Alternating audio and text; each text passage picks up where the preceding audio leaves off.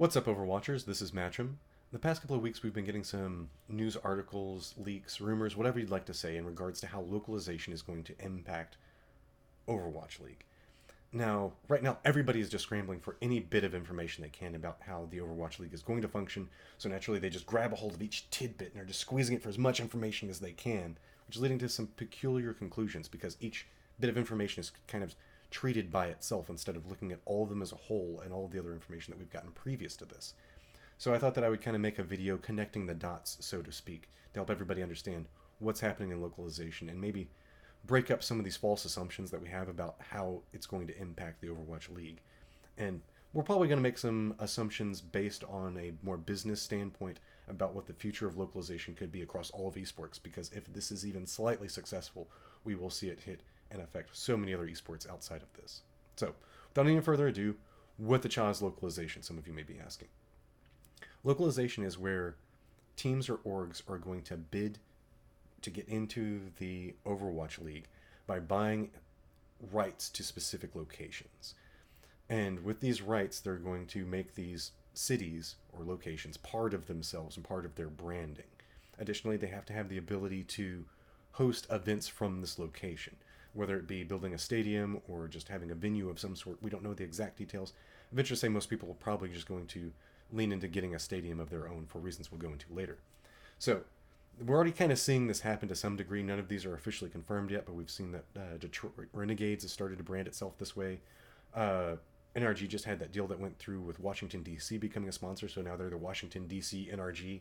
Man, that's a lot of initials in a title, by the way. They need to do something about breaking that up. Washington, D.C. NRG. But that's a video for a different time. So, this leads us to one of our first misconceptions, as we were kind of hinting about, is stadiums.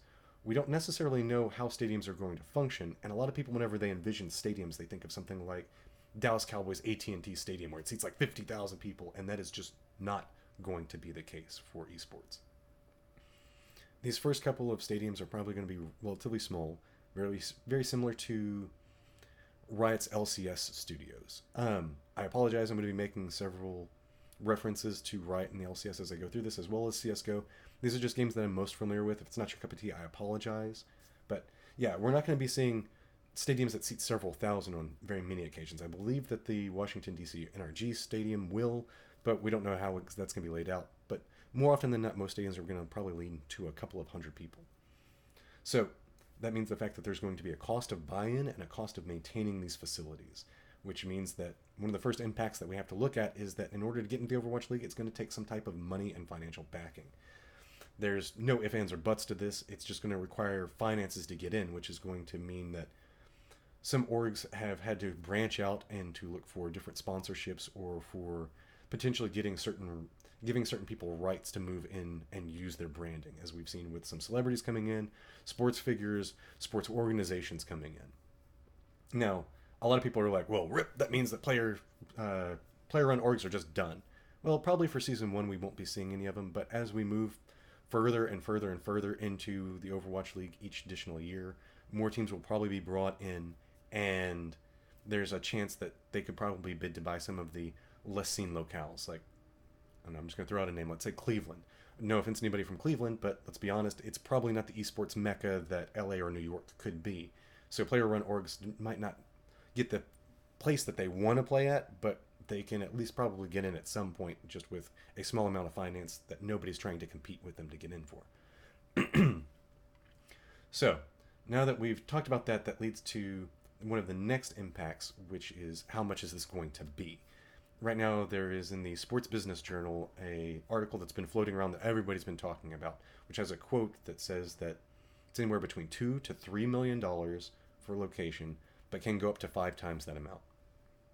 Now, this hasn't been 100% confirmed by Blizzard, so we need to treat it as such. But let's be honest, the Sports Business Journal and the source that they're quoting are both very reliable.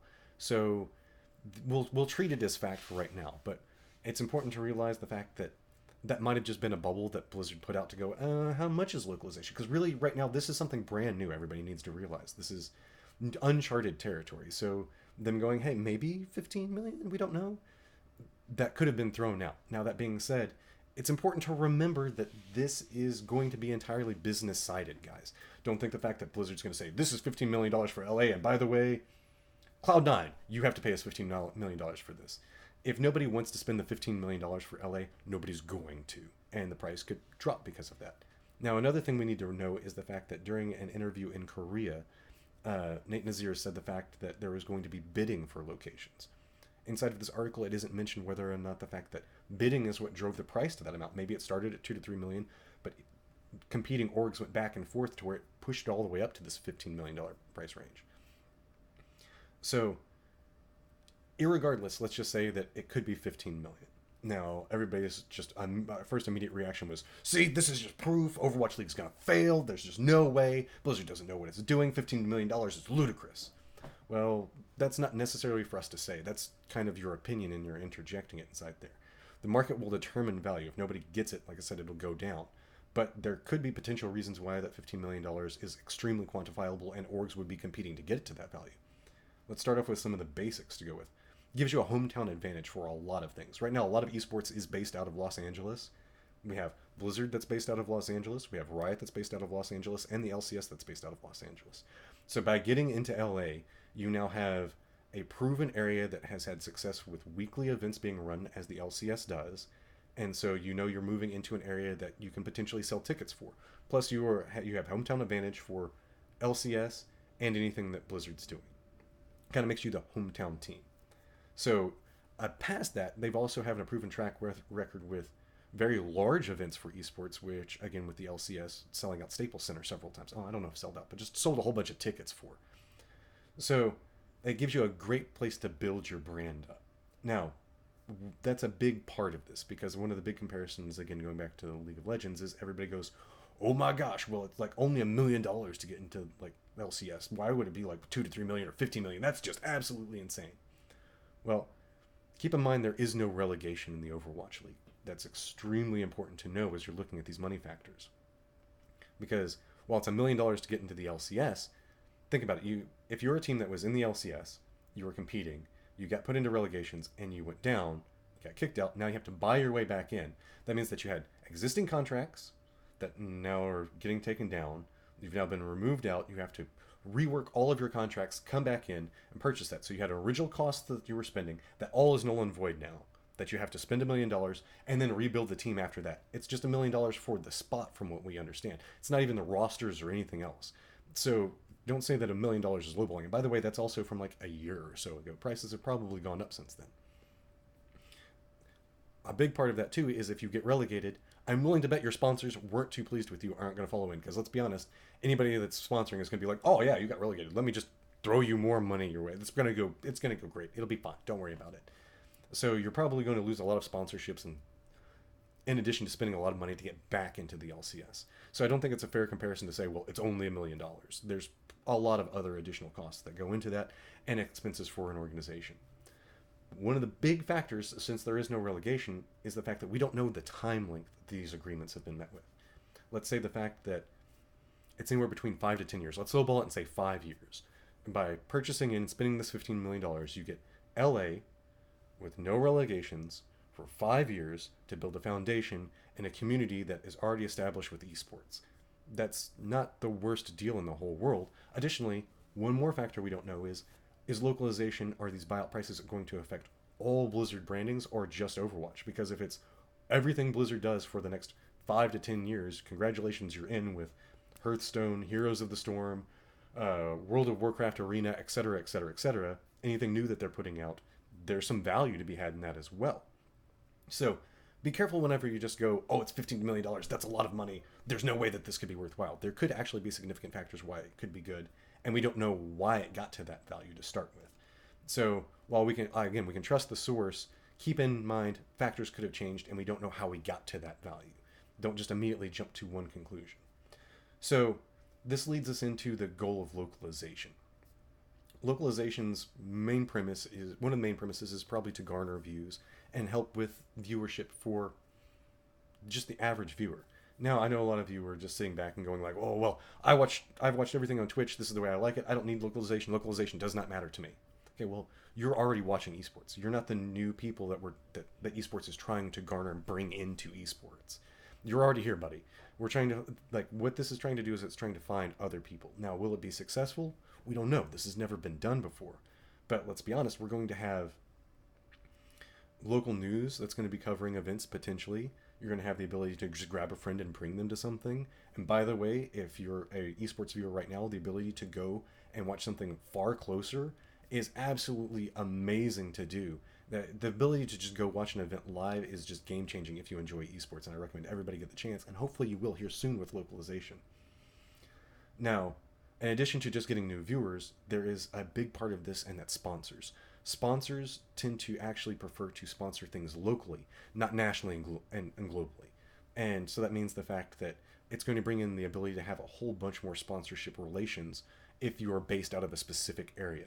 I know it sounds really weird to say, but like you've been watching like the NFL or something like that before, and you've seen like the official car sponsor for the LA Chargers or whatever. You get what I'm saying? So you can now, instead of having to always kind of go after those fully nationalized sponsors, which are hard to get, you can gather a whole bunch of smaller ones. And for everybody that's going like, oh, well, that doesn't make sense, let's talk about the meme that everybody was making for a little while, which was the Detroit 5-Hour Energy Renegades. Did you guys realize that Detroit is where 5-Hour Energy's headquarters is based out of? It's not in Detroit itself, but it's one of the outskirts cities, but it's essentially Detroit.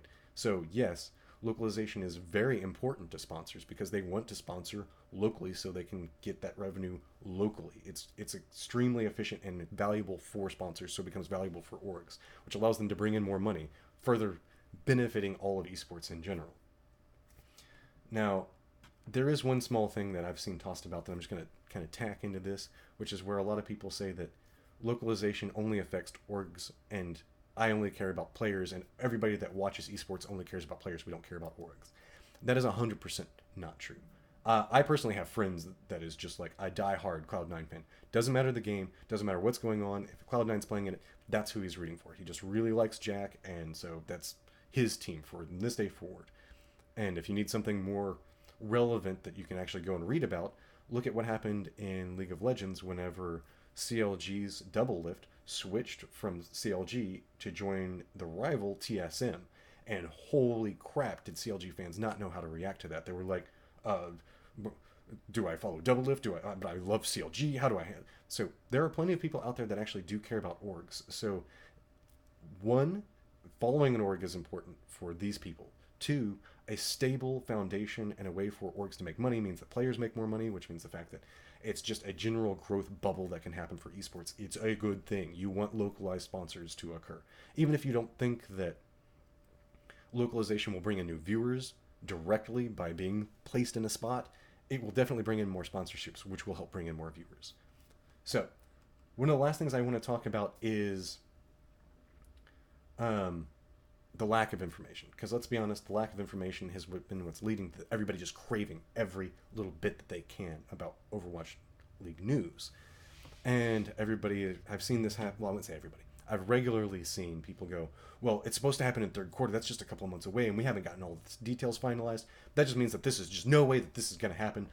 Again, Blizzard just doesn't know what they're doing. Overwatch League's going to fail. That's a very improper assumption to make. Let's be real. Blizzard was planning the Overwatch League before their announcement at BlizzCon, and have been trying to most likely get together all the details that they can. There is a lot of legal work that goes on to this, and this is something that has not been done in this scale like this in esports ever. There is so much work and infrastructure that has to go into place, and it can't be announced until this is all confirmed. Like, let's just go through a quick list of things off the top of that we can talk about. So let's see, that we have to have the bidding that goes into place so teams know exactly where they're from. Then after that, Blizzard has to make sure that they know that the teams can build stadiums, make sure that the agreements for those stadiums are in place, get lawyers, work through all of this stuff. Then they have to take care of broadcasting rights. They have to deal with a league structure. They have to work out the schedule so that way it's not conflicting with other things. Then they have to worry about talent acquisition, because guess what? If there's 12 teams and everybody's having to go to a different home city, that means the fact that there's going to be 6 events. That means that you need 6 production teams because they're all going to be happening in different areas. They have to make sure all sponsorship deals are finalized. Let's take, for example, throw in another stack on top of that. We saw about the Washington, D.C. NRG agreement. That's with working with a government, so you know that government runs slow. So every single one of these pieces has to be in place before they can announce anything. Because let's be honest, right now we're clamoring over a comment inside of an article and have been talking about it for a week now, drawing crazy conclusions from it. And only from that.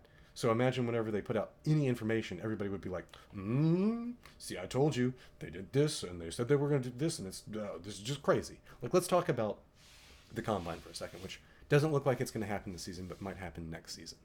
Whenever that was announced, everybody was like, look, Blizzard is going to take the teams and they're going to pull them all apart, and then they're going to make everybody redraft back in. And you can see in the Nate Nazir Korean interview again, he said, no, we really want to keep the teams together. This would just be a way to bring in new people in. So that seems like the most likely way that they would have done this, is just trying to fill the gaps inside of rosters, which isn't bad, and I kind of hope does happen. But there were so many false assumptions going into this off of just saying, oh, there's going to be a Combine. If Blizzard actually released anything, everybody would freak out and point out every single error if even one thing ended up not being true. So we're kind of our own worst enemy as to why we're not getting information in that regards. The last thing that I want to talk about is, to not sound like a Blizzard fanboy, is there are negatives to this. The fact that they have released this information and haven't really done too much to supplement in afterwards is extremely problematic.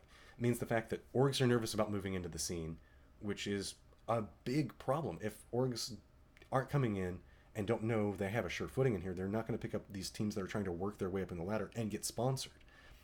Tournament orgs are kind of nervous about running anything because they don't know what they're going to be trying to compete with. They have to make sure that they're working directly with Blizzard and they're following what Blizzard's goal for the Overwatch League is going to try to be, and it adds an undue amount of pressure onto them as well.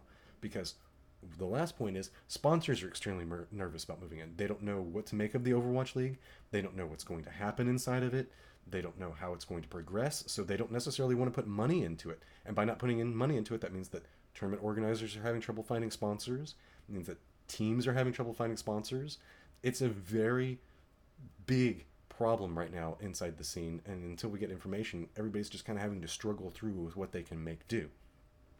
So with that, I think that we've kind of reached a conclusion of what we're going to talk about in regards to the Overwatch League. Yeah, I just paused the video that's down there. So one of the things that I wanted to talk about is the video that we do have down in the bottom right corner. I was just trying to demo out some of the teams that are trying to work their way through the ladder. So I'm going to post the Twitter for the event that was running down here and the teams that were competing. Make sure that you guys give them follows. That way you can stay on top of events that are happening if you're involved in esports. Make sure to support the teams that are trying to work their way up. They surely appreciate it. If you enjoyed this video, you can feel free to subscribe, but I kind of really just make a video whenever I feel like it. I'd be much better to probably follow me on Twitter as well, since I'm usually casting something 2 or 3 somethings a week.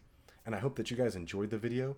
This is all about trying to spur conversation and encourage logical discussion with the information that we have. Don't treat everything that I have as 100% gospel truth. Like I said, I did make some assumptions based off of what we have to try to spur a conversation topic along in a fashion that kind of makes a little bit more sense than what I was seeing. So with that, I hope everybody enjoyed it, and I will see you guys again next video or next cast. Thank you.